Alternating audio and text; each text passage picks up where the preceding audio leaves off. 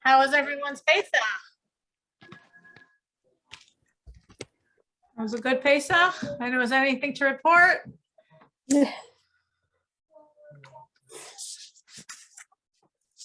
Unusual Pesach for me again.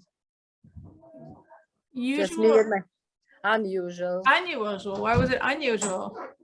I got COVID again, and we couldn't have people over. Oh gosh. You got COVID? Yes, And you already had COVID before. yes, 2 years ago. Oh gosh. Are you feeling okay now? Huh? How are you feeling now, Rachel? I'm fine now. It's been almost 2 weeks after that. I got sick beginning of the week. Oh gosh. So it was short. Beginning of the week of Passover, I got sick. So it was not too bad, and I'm okay now. Oh gosh. Yeah. But we had the full Seder with my husband. Okay.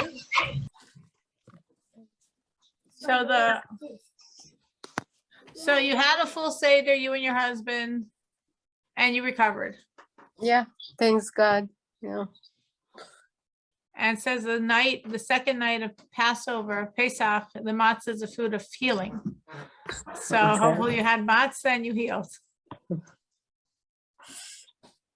But you're saying the rest of Pesach, you couldn't have company. Couldn't have people, yeah. This is how it was. It was not too bad compared to 2 years ago. Right, Yeah. right. Not as scary as then. Right. But that must have made it challenging to find the joy and the spirituality and the redemption when you're feeling sick. It was not too bad, so I could do everything that I needed to do. It was okay. And now you're much better. Thanks God. Thank God. Wow. Okay, wow. All right. Everybody, Passover is draining for everyone without extra bonus points like COVID. Makes it hard, that's for sure. Wow. All right. Well, I hope everybody else had easier than that. What meaning? How was your Pesach? It was your Beautiful. It was beautiful. It was a lot of family and the blessings of family and the blessings of the holiday, and of course being in a Chabad house, so outreach and other people as well. And it was beautiful. It was a lot of work. It's always a lot of work, but it was beautiful and it was joyous. And I hope I left some of my Egypt behind.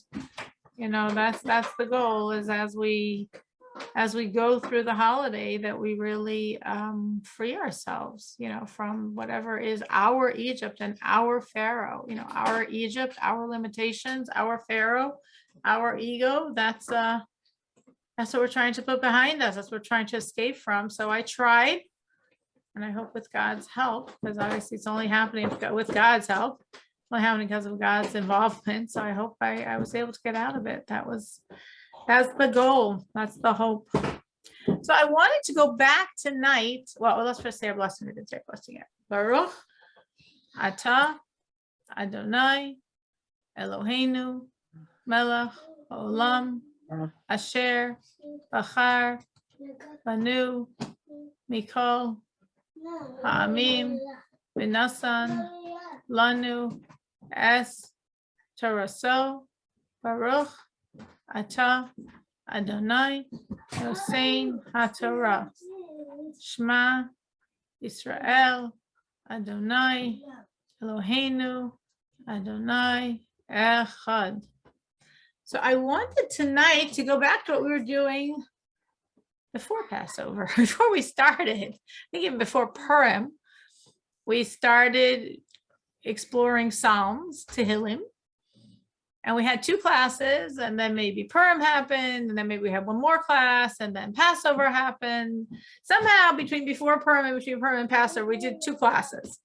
So we're almost at the end of Psalm 120, Tehilim 120, and I wanted to finish that psalm and to begin the next one, 121. Rachel, can you put on our group that we started now? I actually started a bit ago. I just forgot to ask you. Thank you so much.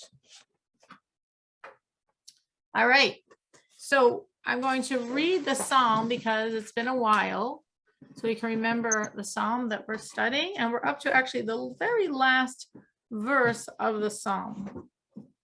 Now, these psalms are called Shir HaMa'alos, a song of ascent.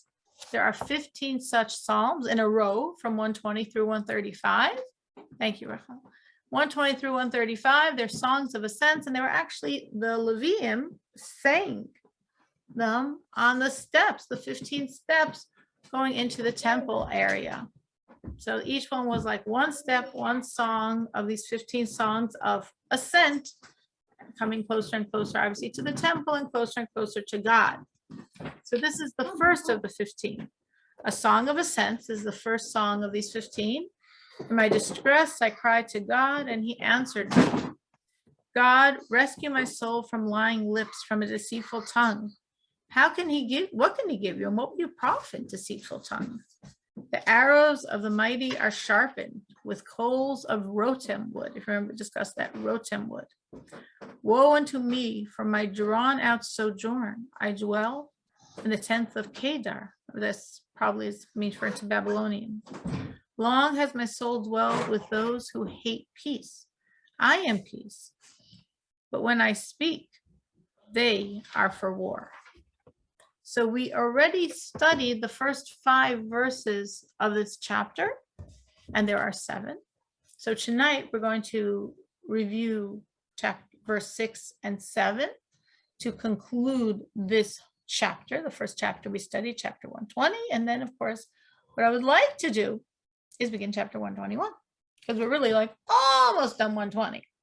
All right, so now that we remember the whole chapter, let's look at this verse 6. Long has my soul dwelled with those who hate peace. So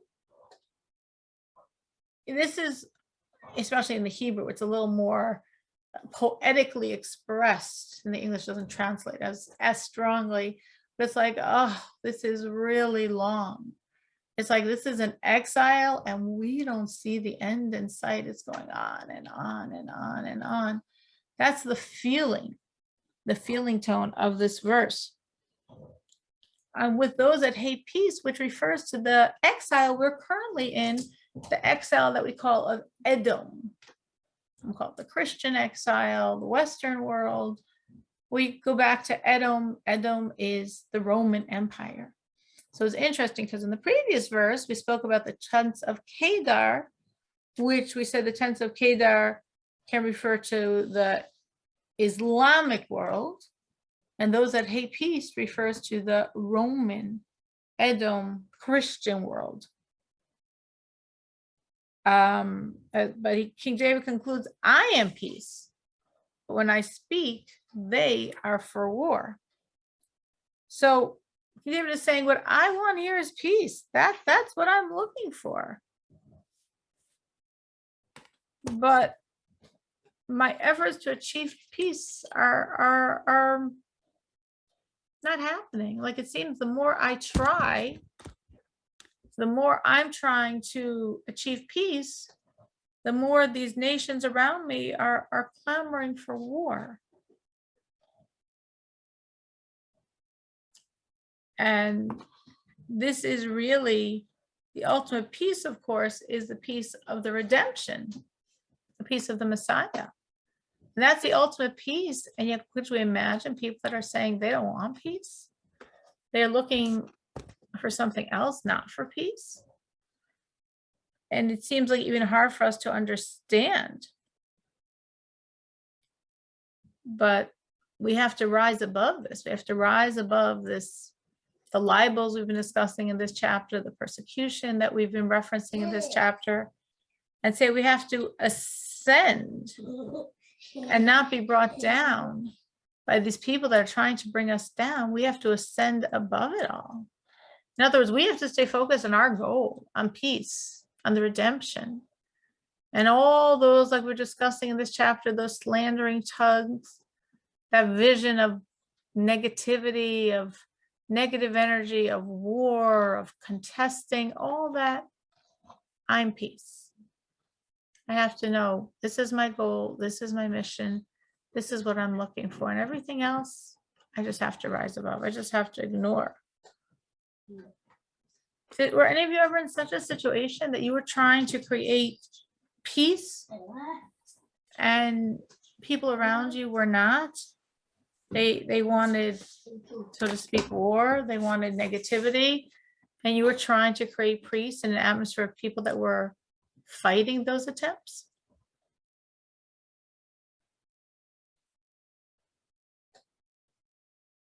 You can raise a virtual hand if you've ever had such an experience.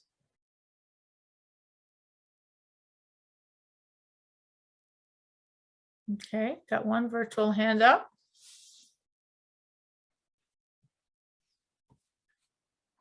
And you're looking for peace, and the people around you seem to just want to fight.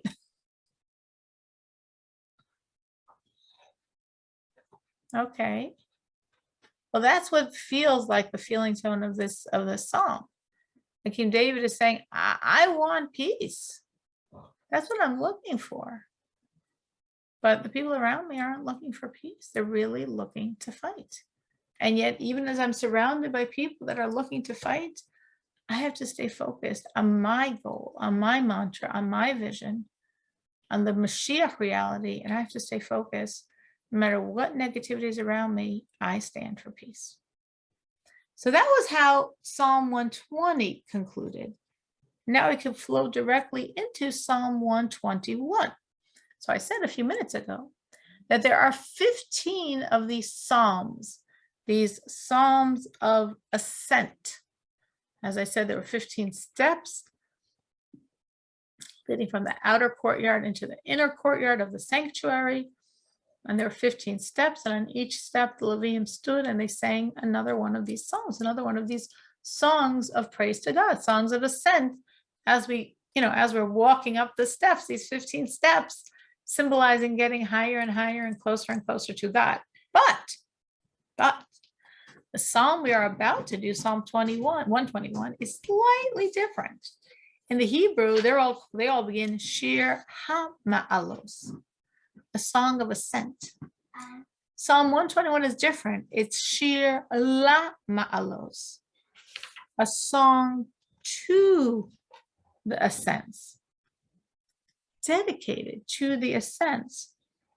And it's a very special psalm where we're really discussing the means where we have the strength to attain the ascents, to attain these very godly heights and ascend to God's presence, to the very, very highest ascents.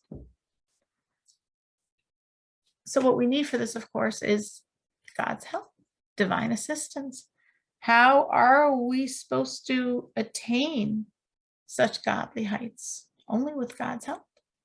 But how do we merit to have God's help? When we stop looking to the world for help. That's the prerequisite. When we forsake our faith in the world's protection, in the world's aid, in the world's endurance, in the world's assistance.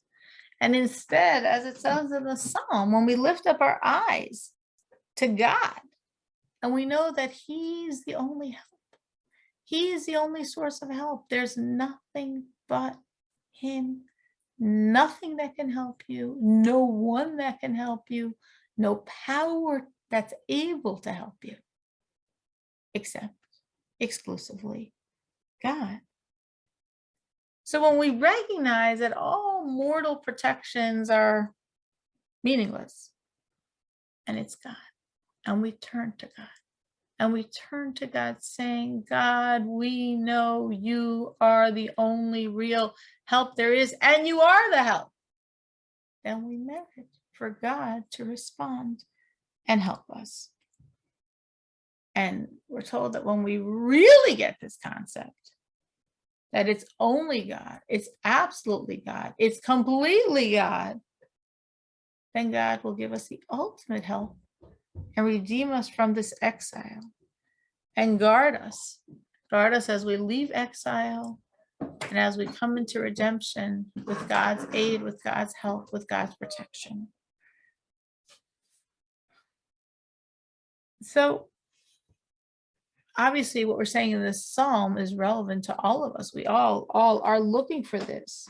We're all looking to trust in God, to trust exclusively in God, and to merit through our trusting and turning to God, God's salvation and protection. So how do you achieve this? What have you found in your personal journey, your personal history that helps you detach yourself from believing in the world and instead believe in and turn to God?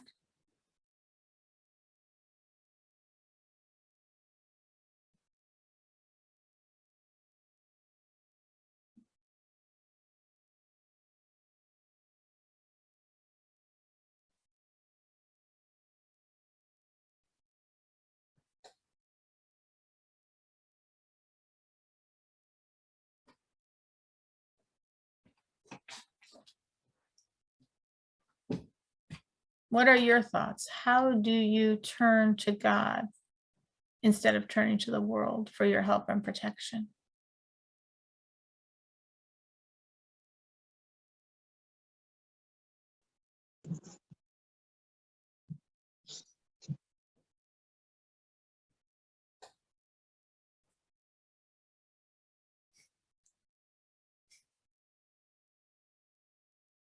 Thank you for joining us, Rena. So we have a question on the table. We're still waiting. Everyone's just clamoring to answer. We're introducing Psalm 121, a very, very famous psalm, where we lift up our eyes to the heavens. We lift up our eyes to God, and we turn to him for protection, and he protects us. And we're saying what King David is saying here is, we have to stop lifting up our eyes to the people around us in this world, not to rely on man, not to rely on mortal powers, which don't help, which can't help, and which are completely unreliable, that's for sure. We have to turn to God and know he's the only source, and he's the only source that can, and he does help us, protect us, save us. So anyone want to share from their own personal journey of how they managed to detach themselves from looking to man, human powers to protect them, and instead are teaching themselves to look to God and solely really God for protection, for help, for salvation, for blessings?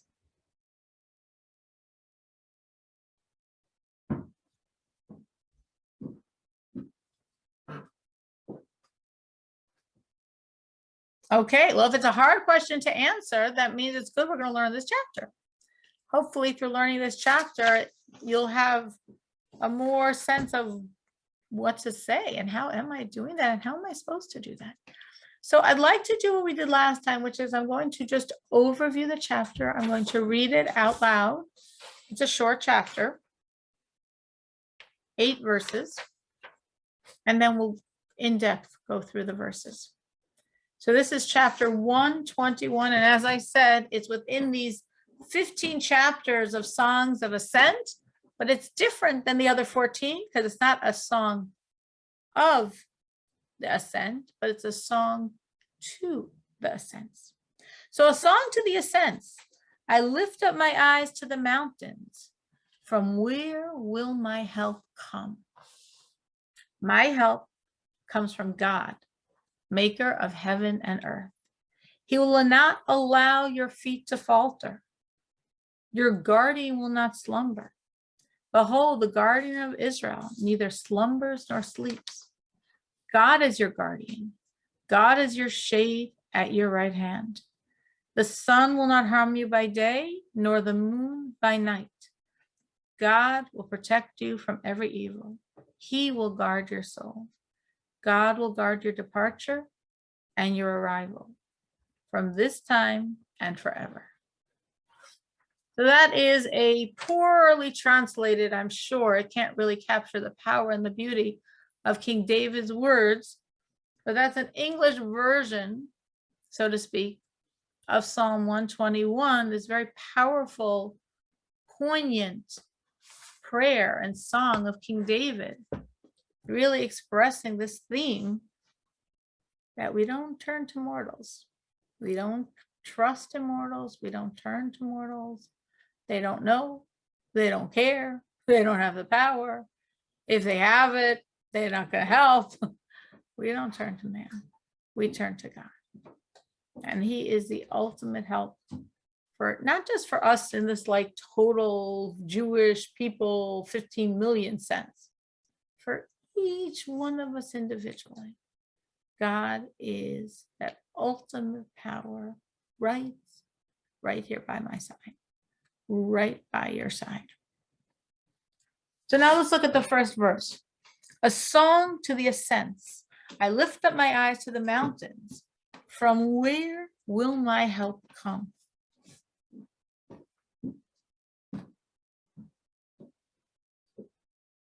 So the commentators sort of wonder and try to explain, they question, as I mentioned before, why this psalm, why this chapter of Tehilim is different than the other 14, that all the other 14 are called Shir HaMa'alos, a song of the ascents. And this one, uniquely, this one that we're turning out, the second of the 15, is called Shir La Ma'alos, a song to the ascents. And different sages give different interpretations on the specificity of this wording, why it is written exactly this way. So Rashi quotes Sifri, who says that this song alludes to the reward of the righteous in the world to come. And it's praising God for allowing the righteous to continue to ascend in the world to come. Meaning often people say, like in the Jewish, in the Yiddish, there's an expression like, you know, whatever, if you want to say you'll be busy, you'll be tired, you'll be working until 120. I think I was told that today someone passed away who was maybe 119. So in the Jewish tradition, it's 120. And then after 120, which means after one passed away from this world, then you get to relax. Then you're in the world to come and you're relaxing and you're getting in all the reward, the fruits of a good, godly life. So for 120 years, you labor and then you can catch up in some sleep. But that's actually not true. Even after a person passes away, the soul is still striving. The soul is still ascending. The soul wants to get closer and closer to God. Now, this is not a stressful journey. This is not a negative journey. It's not like, oh my gosh, I thought I'd finally get some peace and I don't get peace there either. It's not a lack of peace, but it's still continuing the growth and the ascent. So according to some sages, when we're saying the song to the ascents, it's a reference to the continual, perpetual ascents that continue even in the world to come, even in the afterlife. Disembodied soul, not strapped down and limited by the limitations of our bodies, but still there's a higher and higher ascents. There's getting closer and closer and closer to God. Now, obviously, when we're talking about these ascents, no two are alike, meaning every person, how close can you get to God? Depends on what you did, depends on how you did it, on your purity, sincerity, piety, emotion, love, fear. We're all absolutely different. So it's a song of ascents, because each one of us is a different story. Each one of us is going to ascend differently. In this world, how close we can each get to God will be very, very individualized. And also in the next world, also for the souls disembodied, separated from our bodies. There's still each person how close he can get as per the source of his soul and what he's used it for throughout this lifetime in this world. So that's one explanation why this is called a song to ascents, to these ascents. Some say it's a song to ascents, referring to the ultimate ascent of the Jewish people, which will happen by the times of the redemption. That we as a nation collectively are going to ascend to these enormous spiritual and also physical heights. Heights meaning freedom, meaning prosperity. And when we're on those heights, the song to those ascents, we're never going to come back down into bondage, into poverty, into deprivation, into suffering. No, we're going to these heights and no going backwards. So the song, the heights, the ascent that we're referring to is the ultimate ascent, the ascent of the redemption.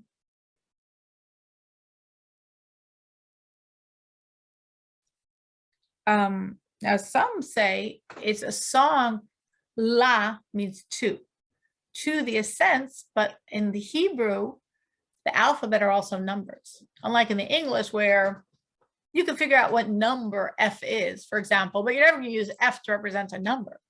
But in the Hebrew, we do. The Hebrew alphabet represents numbers all the time, like no brainer. Children, they would see any Hebrew letter right away in their brain, they'd know the number because the letters are numbers. So la, the lamed, and then ma'alos, the ascents. Lamed is, in the Hebrew, the number 30.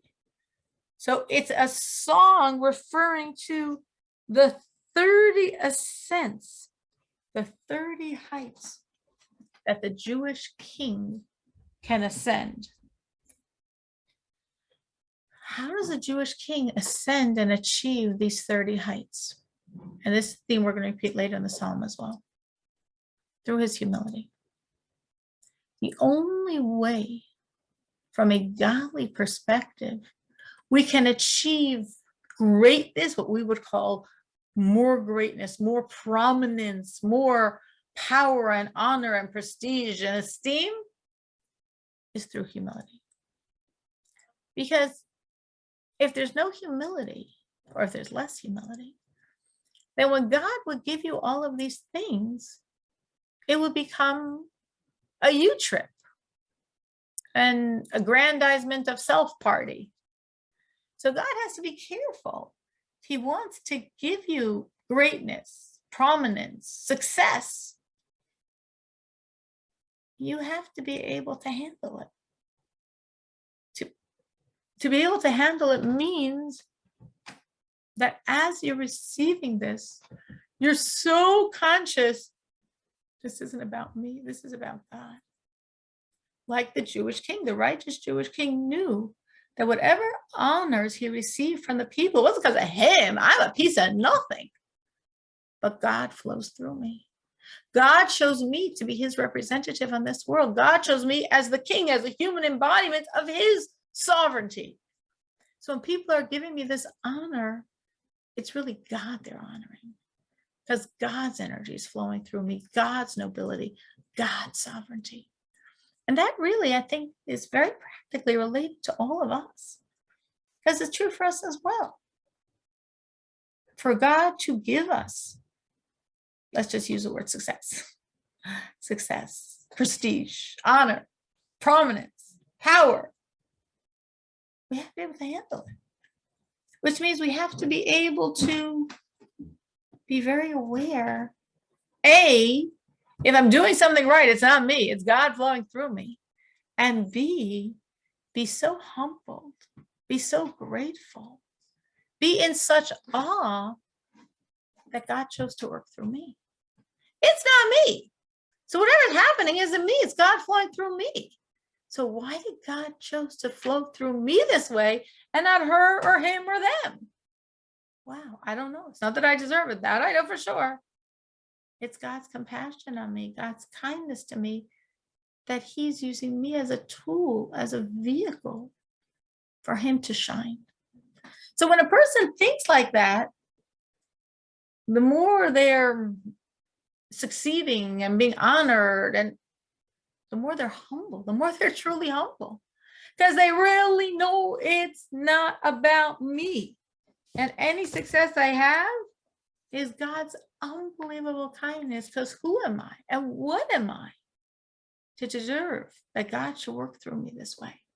So the more they receive, the more they're humbled, because the more they feel, God, this is unbelievable. You're choosing to work through me. Wow, that's so kind of you.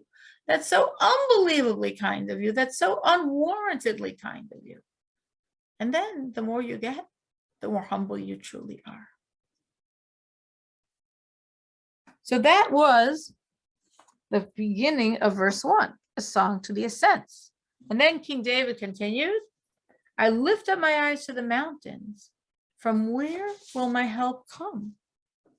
So there's lots and lots of different ways we explain these mountains that King David is referring to here.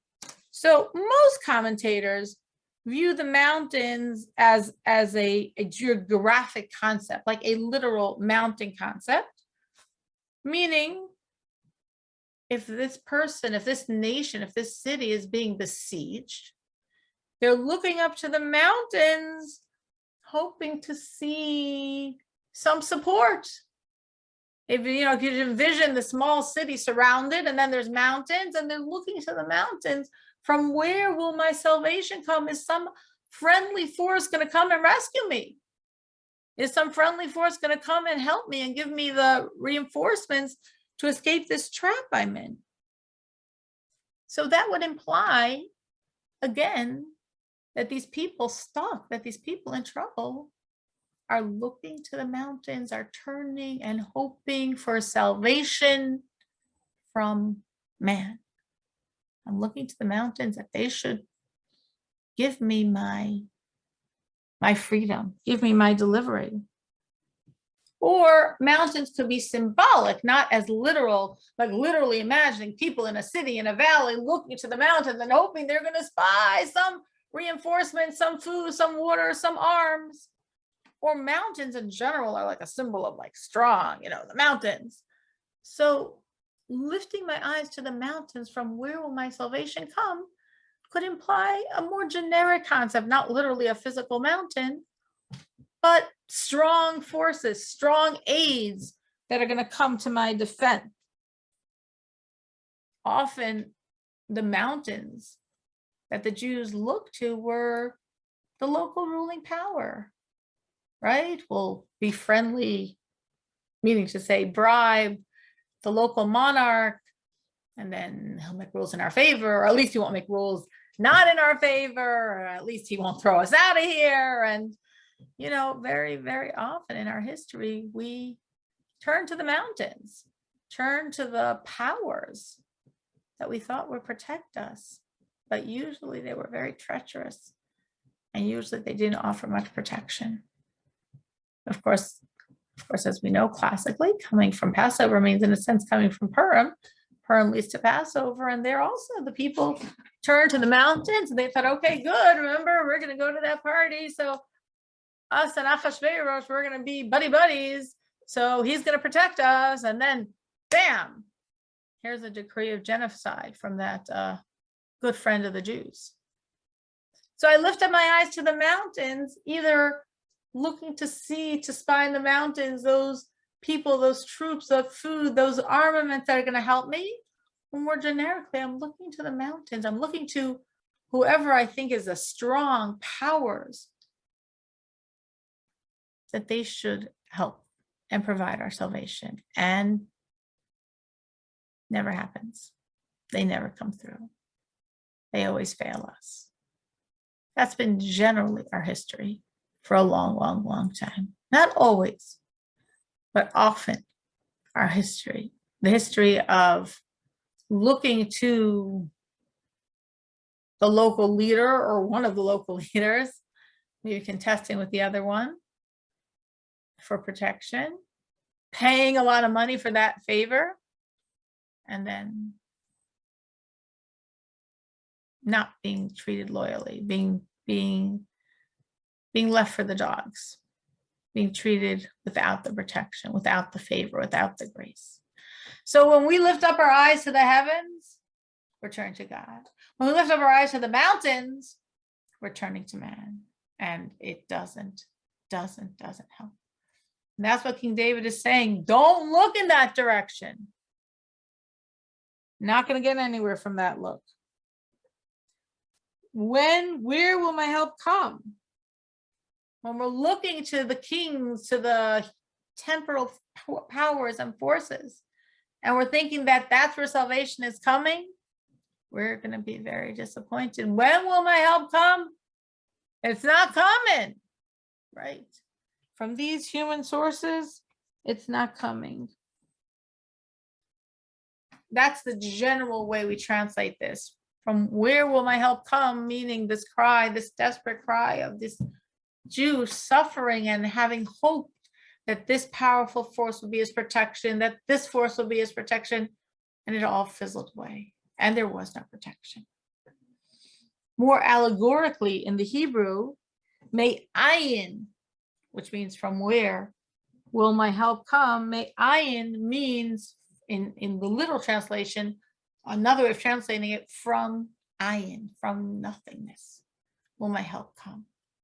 And this from nothingness will my help come alludes, as we mentioned earlier in this verse, to the trait of humility. That from ayin, from humility, my help will come. This is the formula. This is what gives us the help. This is what carries us through, and what enables us to merit God's salvation and protection is that ayin, is that humility, as I was saying a few minutes ago, that the king is able to have these 30 levels of greatness because of his humility, because he knew it's not me, it's God. And when we lose it and think it's ourself, then we can't have it, because then it just is a force of aggrandizement, of ego building, God forbid. Next verse. So the first verse, the song to the Ascents. I lift up my eyes to the mountains, from where will my help come? And that's again the person thinking those mountains are supposed to give me help. Those mountains are supposed to give me protection, and they're not doing it. And starting in verse 2, we have King David's answer to the Jewish people. You're saying you're trusting the mountains, and you thought they were going to help, and they didn't. So King David says, my help comes from God. Help doesn't come from no mountains, not from people, untrustworthy people, not coming through for you people, people without the power to do it anyway, people that don't understand what's going on in your life, people, they're not the ones that are going to help. My help comes from God, maker of heaven and earth. Don't look to the mountains. Don't look to the human forces. They don't have the power. They don't have the wisdom. And ultimately, they don't care. My help comes from God, maker of the heaven and earth. So this is like one of the commentators, Radak says, this is like the declaration of the Jewish people in exile, that I lifted up my eyes to the mountains, like to these human forces, to search for help, but I was disappointed. And then I said, where will my help come from? And it didn't come. And then, like, so to speak, when all else fails, I remembered. I turned to God. I turned to God, and God is the maker of heaven and earth. He controls the entire globe. No one can prevent him. It's all his world. Every inch of it is his world. Every atom in it is his world. Every molecule in it is his world. What he wants, that's what's going to be. And we see it in our lives in the tiniest details, in the biggest, most dramatic ways. I had, on the seventh day of Passover, we celebrate the splitting of the sea, one of the greatest miracles of all times. And just envisioning, like, the Jews, a sea in front of them, the Egyptian army behind them, impossible, not a very pleasant sandwich to be in. And then The sea splits and 3 million people walk through. So I was thinking how this is the story of our lives, and we have to really understand that this is true for each one of us. We might not be in as dramatic situations, hopefully. So therefore, the splitting of the sea doesn't seem as dramatic, but it still happens. I had just personally over Passover, my own little version of this. So my family and I were in Springfield. A special joy was that my son and his family from Israel were with us. They hadn't been able to be with us for the past 2 years. Thank you, COVID. So they were with us and we were so happy. And my son from Passover in Springfield was going somewhere else. He had an early flight out Sunday morning. Passover was over Saturday night. He had to be in Chicago Sunday morning about 9 o'clock to catch a flight with him and his family. Little glitch. How's he supposed to go? Well, rental cars can't rent Saturday night because they're all closed. The earliest that any rental in one-way rentals in Springfield, Illinois, little hick town opens up is 2 p.m. No train is going to run Saturday night after the holiday.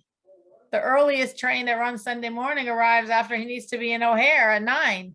What's he going to do? Never fail. There's always mommy. So he says, Ma, can I take your car and I'll go Saturday night with your car? And then I'll rent for you a car and you'll go Sunday with the rental.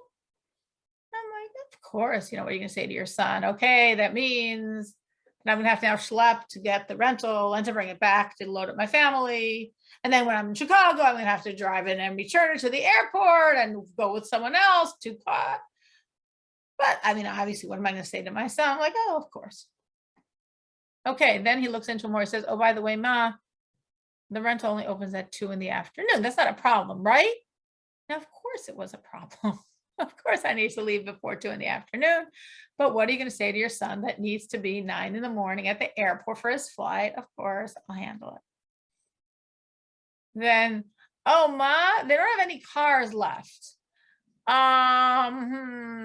Let me see, maybe late at night. Mandy's going to go to Chicago that night. He could go with you. I'm like, I really need to get back. And I'm telling you, I really need to get to Chicago. If you want my car, you really need to figure this one out. So I sort of felt like, here I am. Here's the sea in front of me. I don't know what's going to happen. And then God split the sea, because somehow I won't bother you with the details, but it all worked out and we had a whole different arrangement, and my son was able to get a different car Saturday night and I had my own car Sunday. I didn't have to wait till late Sunday night to drive back. I didn't have to wait till 2 p.m. to drive back. I didn't have no car to drive back with because there's no rentals available Sunday in Springfield. I could go. I didn't have to schlep to the rental or schlep back to the airport to return his rental.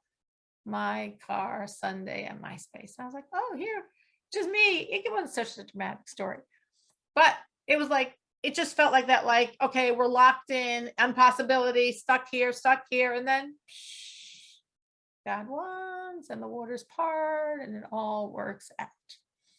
So I think this happens in our life as well. Question is, of course, do we really have to, as it seems to be saying in the Psalm, that these, the slow Jews don't get it. So first we try every mountain available. We're going to believe this one's going to help. We're going to believe this one's going to help. We're going to believe this one's going to help. And only when everything falls apart and nothing helps, we say all right, God. And then we turn to God for help, and then he comes through. So that's not the most ideal version of the story. Really what we want is to know there's no point looking to the mountains.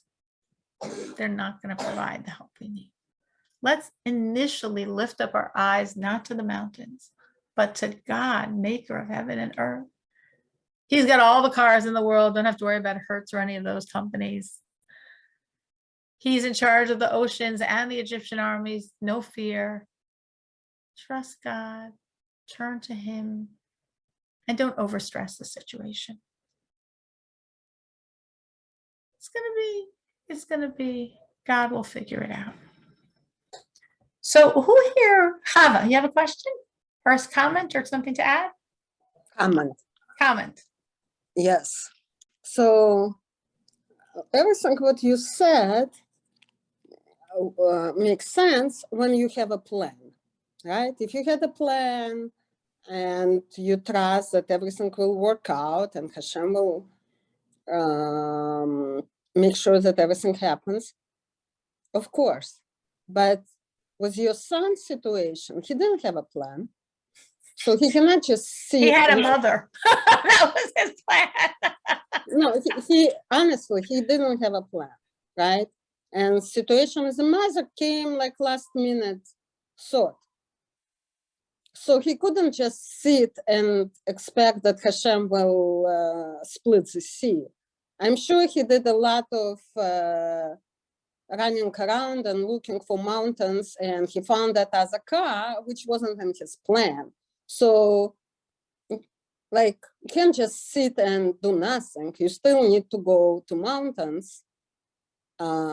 Maybe what you're saying, that not to worry too much, trust Hashem that it will work out, but people still have to go and run around and talk and do and talk to mountains. I hear what you're saying. I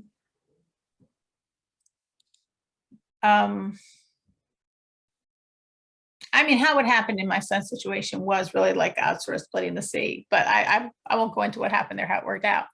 But I hear what you're saying. Let's say in general, you're saying we can't just say, okay, I need to get to Chicago. I have a mother, so that's my plan. And how my mother will get there, I'm not going to stress over it. I'm going to have God work out the details. That does sound rather irresponsible, especially because I'm the mother that he was thinking God's going to work out the details. That's true. And then and in those situations, obviously, like you're saying, there needs to be some type of vehicle for God to work through without us worrying over it, stressing. Like, I think when we take ownership of a lot of worrying. My husband this morning was my brother-in-law's son's bris. It was a very special thing. I was very happy. Named his son after my father-in-law. It was very, very special. And my husband and mother-in-law flew in at 5 a.m. flight, and God willing, I'm returning tonight to Florida for the bris, for the circumcision. It's very special. So there were a lot of details. And again, we only came home yesterday from Springfield, and then there was a lot of details. And at the same time, I told myself, just do the details, but like trust God. Because if I didn't trust God, if I was trusting man, trusting the mountains here in this case means myself. Like, meaning I've got to micromanage everything to make sure it all happens, and certain things you cannot make sure happen. So you get more, how are you going to make sure this thing that you can't make sure happens? I don't know if I'm clearly answering Chava's question, but my point is, I just told myself, coming from the Passover spirit, coming from the God splits our seas for us spirit, I'm going to do my part, obviously. And I'm trusting God that it'll all work out. Because if I wasn't, I would have been much more like tense and nervous and stressed, and I would have done certain things differently because I have to make sure it works out. And this way I figured I could trust God. He could handle some of these details also. So I think what Chava is saying is correct. And there has to be sort of like a balancing act, a sort of give and take between what you need to do, but doing it with a sense of, I'm just like doing this. God, you're taking care of it. I'll give you one detail last night it was a long night. I remember a long day. So minor detail, to fly, my husband needs ID. And lo and behold, his license is expired. No fear. Of course, he has a passport. Don't worry, he can't find his passport. So he's searching and searching. And I'm like, of course, I'm going to find his passport. I don't get involved in the search. I'm doing other things. He has my son search with him. Finally, I joined the search. None of us can find his passport. So there's a concept of a certain charity that one gives to, a certain charity fund that helps you find things. So I was like, well, it's not really my husband's style to do this, especially whatever. Various reasons. I'm like, I'm just going to put in money in this charity. So I did. And then I said, well, I should really go look now another place since I put this money in to find it. And I went to a place where I was pretty sure it wasn't, and it wasn't. Then I came back and just literally, I'm like, randomly, maybe it's over there and that, wherever I pointed to. And my husband's like, oh, no, I know it's over there. I'm looking first. Because then he remembered that is where he put it a few months ago. And he found it about 5 minutes after I gave money to that charity. After him not finding it when searching for at least, if not more, a good hour. So we do our part, but we also say, God, we're accepting to work. We're not accepting ownership. I think that's maybe the best way to express it. We have to work. But when we take ownership, then we have we have the stress of being the owner, the responsibility of being the owner, is it all going to work out of being the owner? When we know we're a worker and God's the owner, then we do what we can do. But we do it with a sense of like, I'm doing my part. But I know you're really the one handling it. So when I lift up my eyes to the heavens instead of to the mountains, it doesn't remove my obligation to do what I need to do in a natural way. But I know my natural way is not creating the salvation. It's just tools for God to create the salvation. Like after I gave the money last night to that charity fund, I did go and search in a place where I was pretty sure it wasn't, and it wasn't, but I felt I have to do my part and search and then let God make the miracle and we'll find it. And then we did. Thank you, God. So who here has been in that situation where maybe they've tried some of those mountains? They've looked to different people, or it's not always people, different resources to help. And then like, none of that worked. And then they turned to God. And then they really found that he came through. Anyone can think of a time when that happened in your life?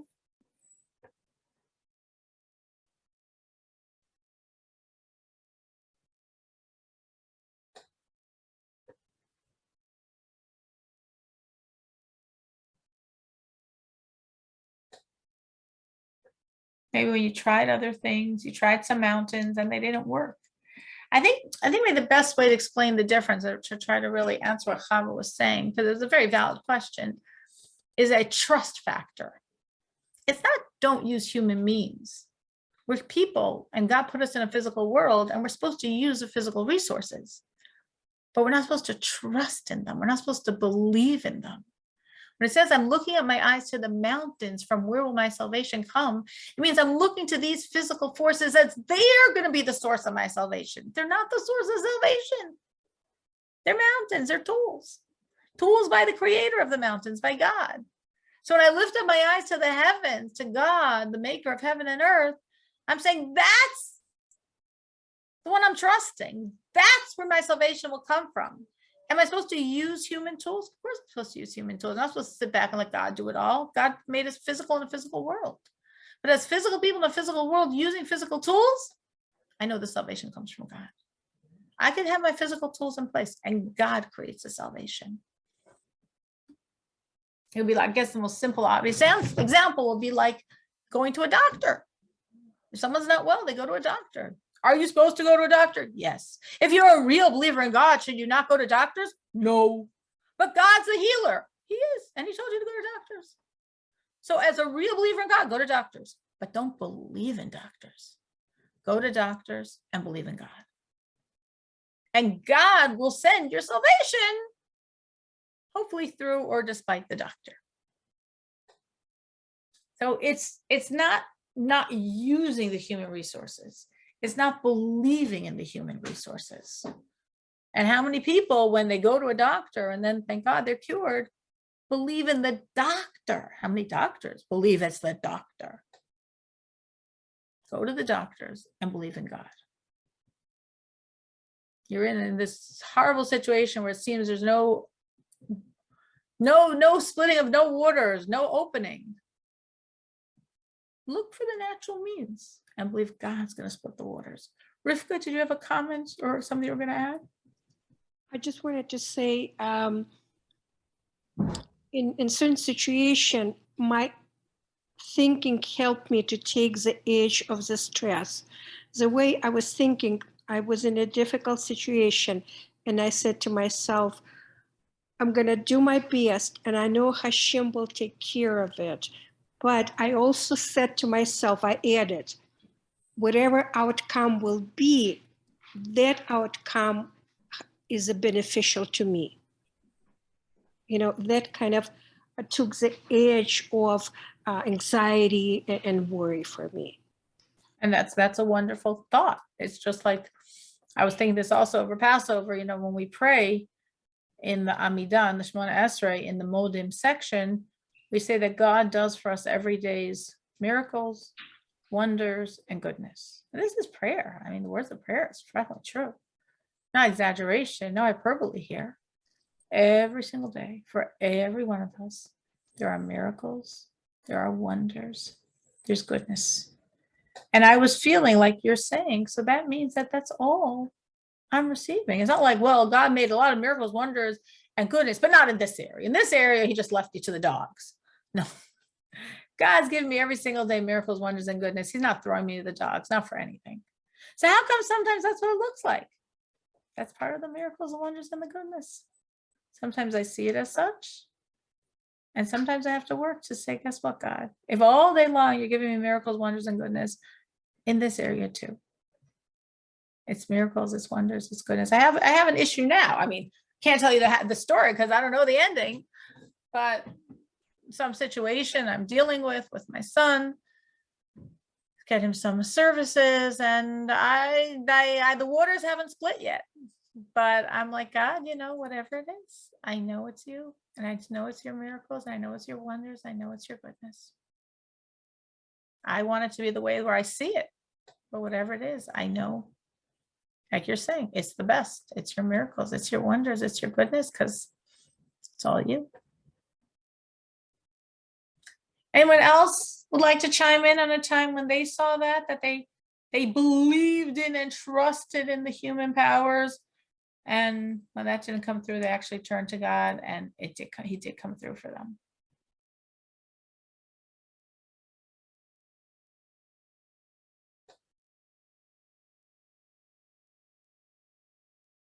All right, well, we will stop then now because we're a little over time. Let's just do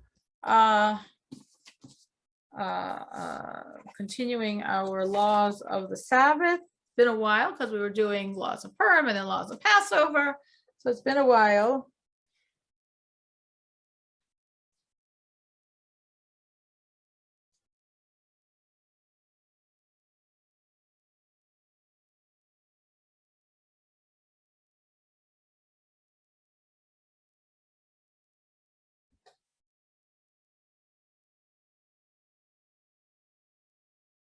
So,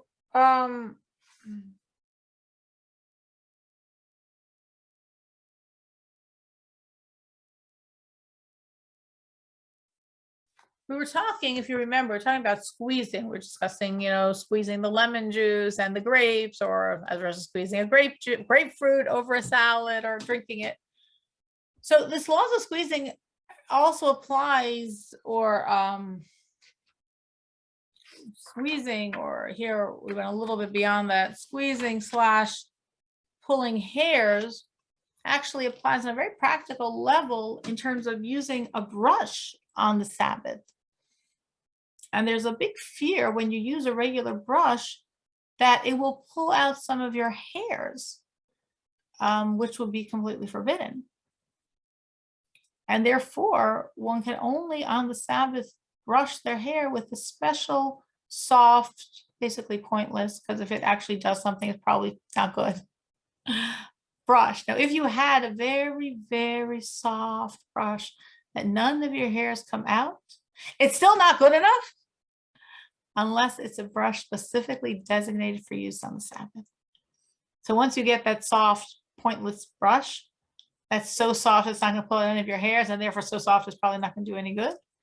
You still have to have one specially designated for the Sabbath for it to be permissible to use it on the Sabbath.